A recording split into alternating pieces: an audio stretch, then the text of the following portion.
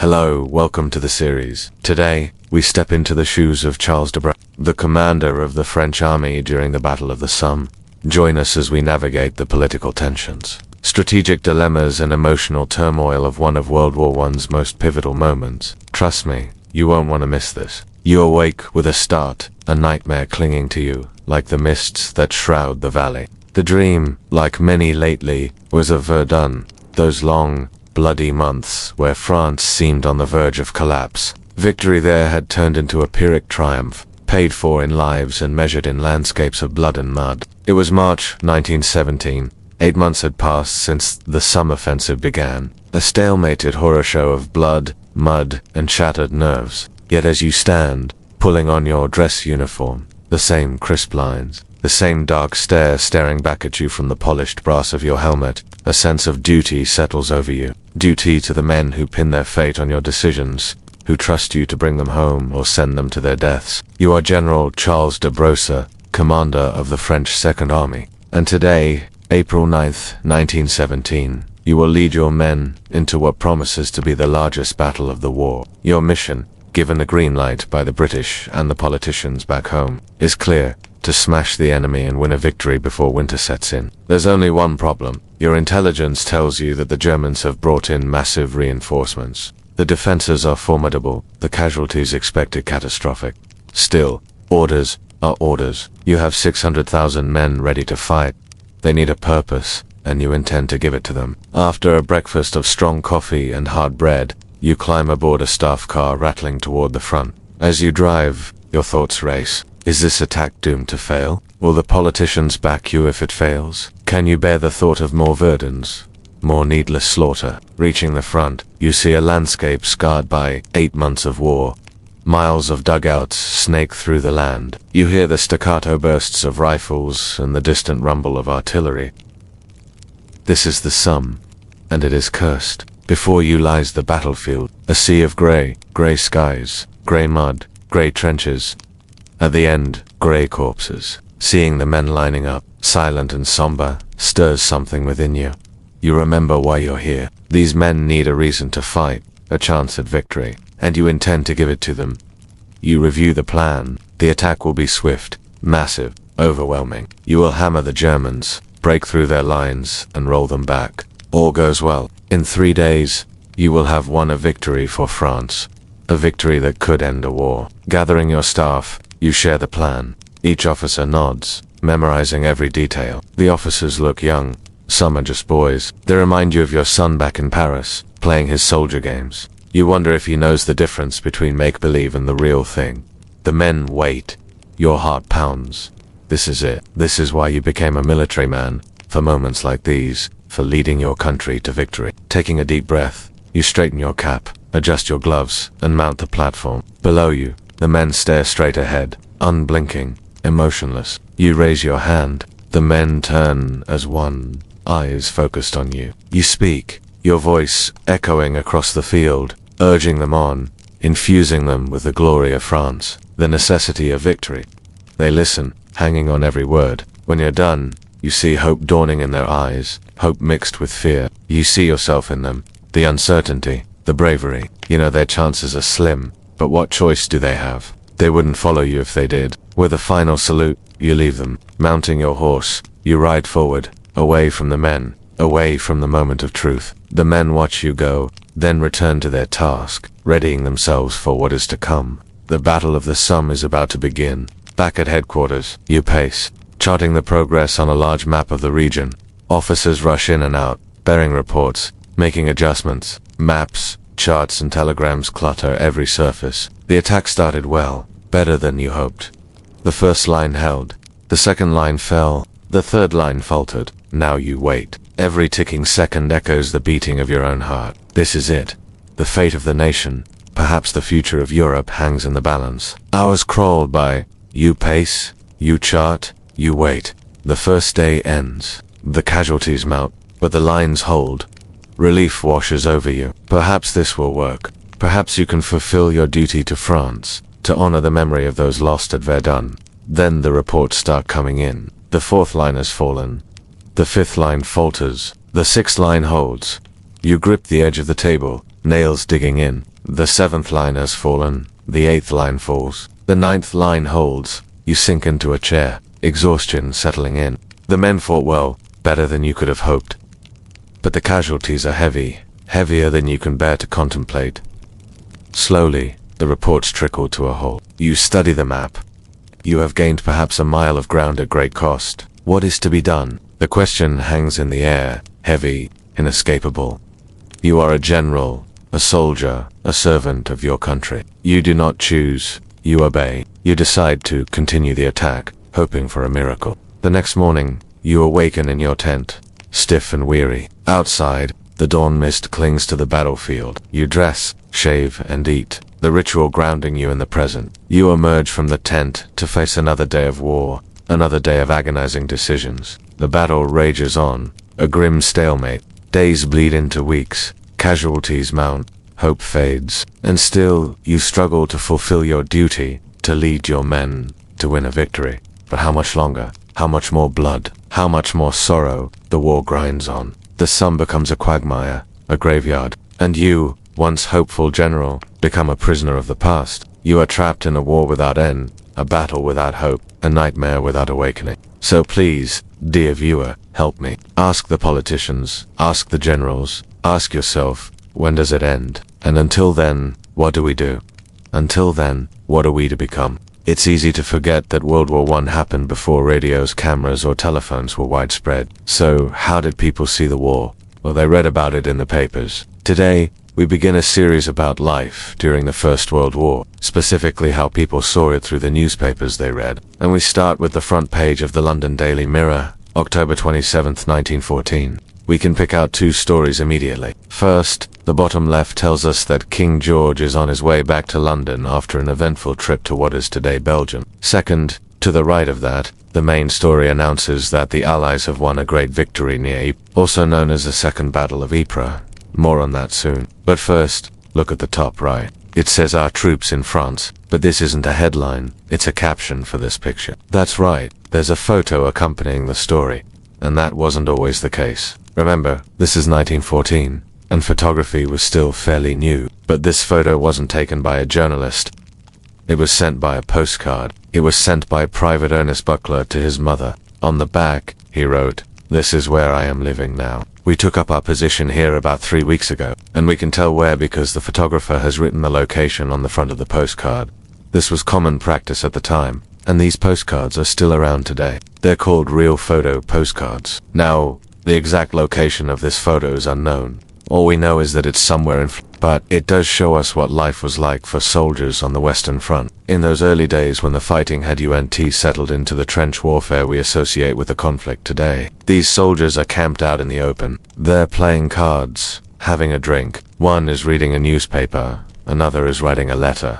And it looks pretty idyllic, almost relaxing, except for the heavy guns in the background and the caption on the front of the card saying enemy country. This idea of being on holiday in the countryside. Yuri at war is a theme that runs through a lot of First World War photography. Look, for example, at this photo taken near Arras, which shows British soldiers having tea amongst the ruins of a town. Or this one taken near Lakato showing soldiers picnicking whilst waiting for transport. Even in the midst of battle, it seems like soldiers were trying to maintain some sense of normality. But now let's go back to the Daily Mirror. What about this image at the top of the page? How did this photo come about? Well, the answer is propaganda. Let me explain. In October 1914, things weren't going well for the Allies. The Germans had pushed them back to a small area in northern France and Belgium, a region known as Ypres. This defensive area became known as a salient, and the Germans tried to capture it in what became known as the Second Battle of Ypres. The fighting lasted from April to December 1915. And it was brutal. Tens of thousands of British soldiers died, and the front lines barely shifted. The stress of constant shelling eventually led to a nervous breakdown, forcing King George to return to London. Here he is entering a train on October. He's holding a walking stick, and he's surrounded by armed soldiers. Now, why did the pro-war Daily Mirror publish this picture? Well, it's partly to show the world that despite the king's ill health, Britain was still standing strong. But it also reassured the British public that the king was safe. After all, if the Germans could take the king prisoner, that would be a huge propaganda coup. But remember, this was pre-radio, pre-television, even pre-telephone. so newspapers were the primary source of news. And with no independent media, these papers were able to get away with publishing biased or false stories. Take, for example, this report from November 1914, titled "Dreadnoughts Wrecked and Sunk." It says, "The most severe and disastrous attack ever delivered by His Majesty's ships against a hostile port was successfully carried out on the night of November by the British fleet of the Dutch. For 5 hours, the whole German fleet was bombarded. Dreadnought for dreadnought. 7 German dreadnoughts and 9 cruisers and destroyers were sunk or damaged. Our loss was insignificant." This wasn't true. Only 1 German ship was sunk and a few others were damaged. But why did the Daily Mirror lie? Well, the British public were desperate for good news, and this was a war of attrition. The longer it went on, the more likely Germany would tire and lose. If they could keep winning, even if it was only in the newspapers, then that was half the battle. But let's finish with this image at the bottom of the page. It looks like a typical action painting you might hang on your wall. The hero is clear, Captain Lawrence Oates of the Hampshire Regiment, who is rescuing a fallen comrade under fire. The artist is even named Sidney Thompson, and it would be easy to dismiss this as simply a piece of propaganda art. And it is propaganda. But it also shows us how deeply ingrained heroism was in the minds of the British public. The soldier falling may not have been an actual person. He may not even have survived the attack. But the heroism of Oates was enough for Thompson and the Daily Mirror to create this image, an image that would have been seen by thousands of people across Britain. At a time when young men were encouraged to sign up to fight, what better way to encourage them than to praise the bravery of one of their own?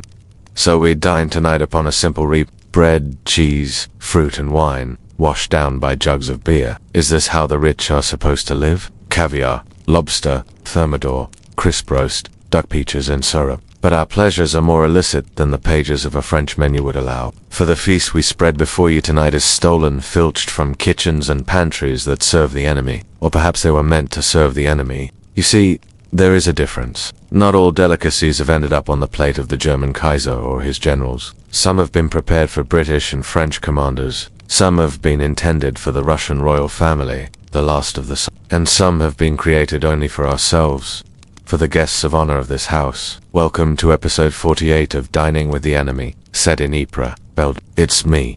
In my dining room is a collection of dishes designed to be eaten by some of the most powerful men in the world. Only problem is that those men are sitting in trenches. Not just any trenches, mind you, but ones that ring this very city. Beyond this window sits Ypres, a place where few people eat tonight, let alone dine with the enemy. Ypres is a ruin, bombarded by artillery, reduced to rubble by creeping vines and shell fire. This episode, like so many others, began as a desperate search for something unique. We wanted to do an episode that spoke not only of food, but of the trenches themselves. As always, we looked to experts and thankfully found one nearby. John is a British man who has dedicated himself to exploring and recreating the history of the Ypres salient, including the trenches. He runs tours, lectures, and offers private advice to filmmakers shooting period pieces. So it was no surprise that he knew exactly what we needed. Not menus, not recipes, but a taste of life in the trenches. The first thing that struck me about the reconstruction is how familiar it feels.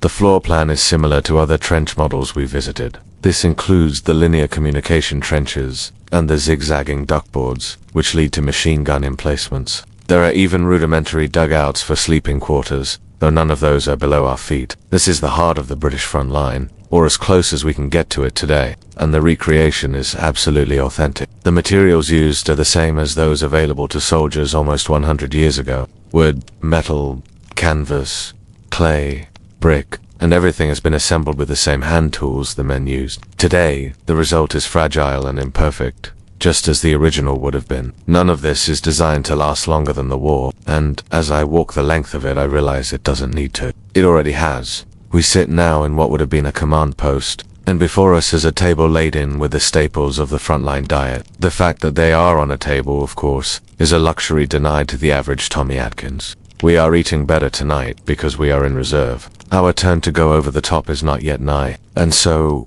we may savor a hot meal, if only for a little while. There are plates of stew, each ladled out of a different pot. Every cook has his own recipe, and no two will taste alike. The meat will be whatever is to hand, perhaps rabbit or squirrel. We find slices of bread, some whole, some split, open, and toasted on the embers. Elsewhere, bowls of potatoes, boiled hard and peeled carefully, or baked in their jackets until soft. We dig in, and as we do, John tells us stories of meals past, how every trench had its specialties, its signature dish. Here, they might have served a Christmas goose, or a hot pie filled with spiced beef and plum, but most often, it was plain fare cooked by tired, hungry men, holding on to the last shreds of home. I pick up a spoon and find myself eating comfort food, a thick soup seasoned with salt pork and chopped onion. But it is not enough, and nor was it ever. To understand what it was really like to eat in the trenches, we must look beyond the menu. There were constant shortages,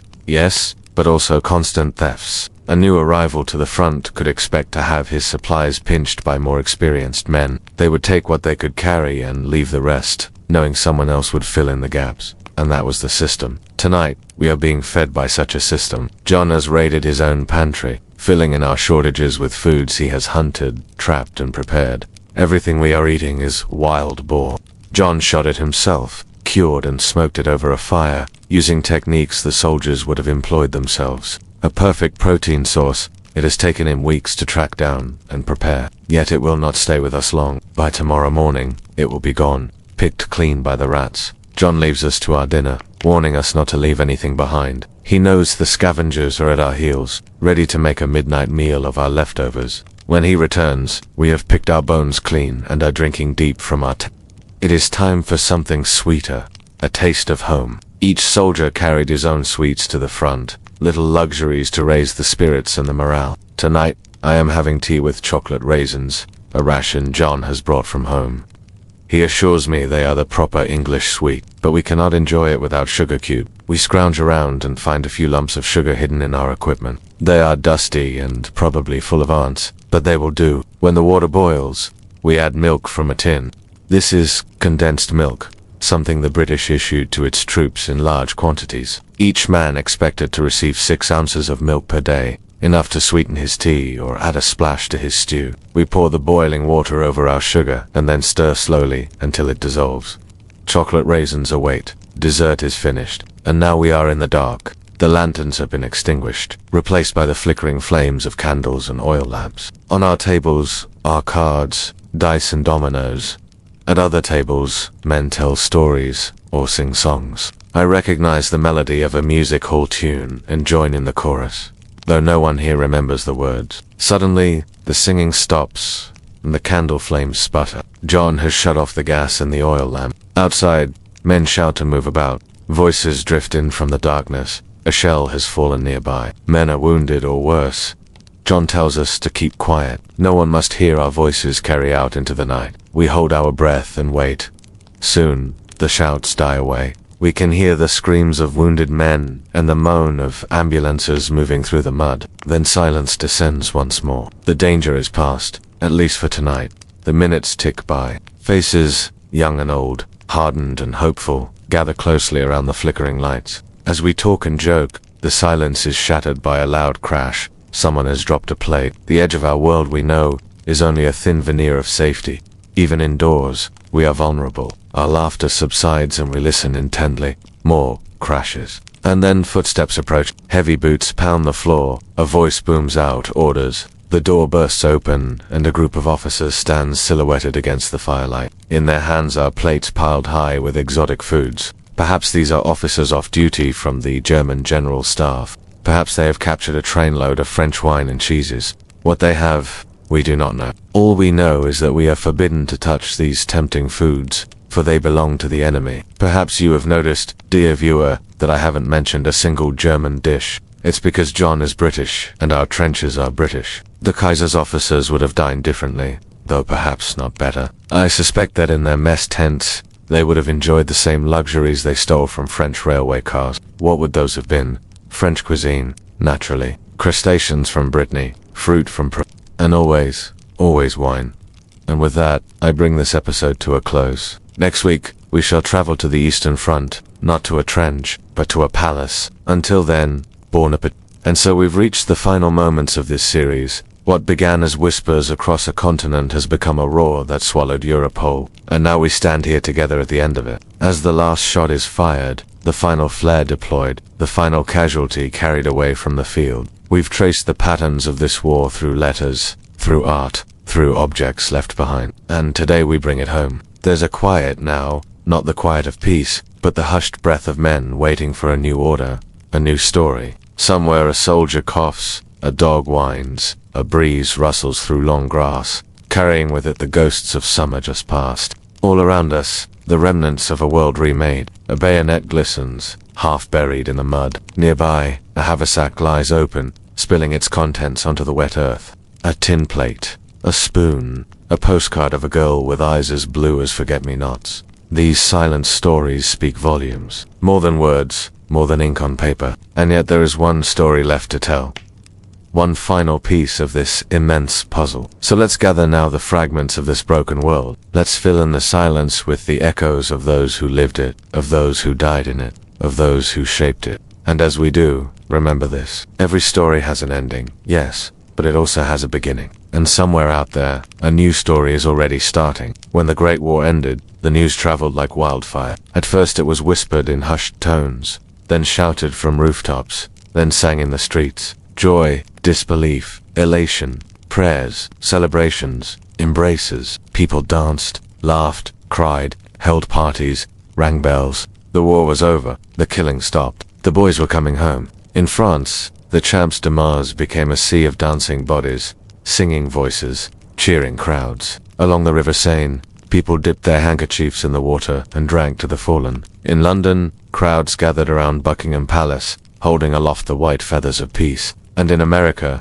church bells pealed across the land, celebrating the end of a terrible war. As the news spread, people rushed to the telegraph offices, eager to send messages to loved ones, waiting, hoping, praying for the telegram that would say, "Your son is coming home. Your husband will soon be by your side. Your brother has survived." Imagine the weight of those words, how they must have trembled on the lips of the telegraph boys, how they must have echoed in the empty spaces of family homes, in the hollow eyes of mothers and fathers. But amidst the celebration, there was also mourning. For every homecoming, there was a grave to be filled, a widow to be consoled, a father to be replaced. The war had taken its toll. Homes were empty, lives were shattered, and in the midst of joy, there was sorrow. As the soldiers returned, they brought with them the scars of war. Some were missing limbs, others missing pieces of their souls. They had seen things no one should ever see, done things no one should ever do, and as they stepped off the boats and trains, they wondered, would anyone understand? Would anyone care? Would they ever fit back into a world that seemed so distant, so foreign? The years following the war were tough. People struggled to rebuild their lives, their homes, their businesses. The economy was shaky, resources were scarce, and the world was still healing. But slowly, surely, life began to heal. The soldiers found their places again. The factories hummed with activity, and the world started to turn towards the future. It was a brave new world, or so they thought. But underneath the optimism and hope, there was a current of sadness, a shadow of loss. The war had changed the world, it changed them. And as the decades passed, the memories only faded so much. Today, we stand here at the end of our journey, at the close of this terrible, magnificent, heartbreaking story. We've walked in the footsteps of soldiers, traced the lines on maps, read the letters sent home, listened to the songs of war, examined the objects that gave comfort or were lost forever. And now we stand here, holding our own pieces of history in our hands, looking out at a world forever altered. So what have we learned on this journey? What echoes have resonated through the years? Perhaps it's the resilience of the human spirit, the capacity for kindness and compassion, even in the darkest of times. Maybe it's the courage of those who fought, who endured, who hoped for a better day. Or maybe it's the futility of war, the senseless loss, the devastating impact on ordinary lives. These are the questions that history asks us, that this series has asked it, and there are no easy answers. Only the hope that we learn, that we remember, that we grow. As we close this chapter, know that the story isn't truly over. It continues to resonate today. In the battles we fight, the causes we champion, the hopes we hold dear. Let us carry the lessons of the past into the future. Let us strive for a world where peace prevails, where understanding bridges divides, where empathy guides our actions and remembrance honors the fallen. The Great War may be over, but its legacy lives on, and so does the story. For those who served, the story is a tapestry woven with threads of courage, sacrifice, loss, camaraderie, hope, and resilience. Each stitch tells the tale of an entire generation, a generation that answered the call of duty, that marched into the unknown, that fought with unwavering determination, that endured unimaginable hardships, and that returned home forever changed. Their story is etched in our collective memory, a testament to the indomitable spirit of humanity. For those who waded, the story is a symphony played on the strings of love, anxiety, longing, and relief. Every note resonates with the agonizing weight, the silent prayers, the steadfast support, and the overwhelming joy of reunion. Their story is a lullaby hummed to anxious hearts, a melody of solace in times of despair, a requiem whispered to the fallen. For all of us, the story is a mirror reflecting the complexities of war, the highs and lows, the triumphs and tragedies, the bonds forged and broken. It challenges us to confront the darkness of conflict while celebrating the resilience of the human spirit. Our story is a mosaic composed of individual narratives, each a masterpiece of human emotion, experienced as we reflect on the Great War, let us honor the stories within our own stories, for they are the threads, notes, and shards that make up the fabric of our shared history. Let us ensure that their stories continue to resonate, that their music echoes through time, and that their mosaic remains on display for generations to come. Thank you for joining us on this journey through the Great War. If you found this content informative and engaging, please consider supporting us. Your support will help us continue to produce quality content and bring history to life for all.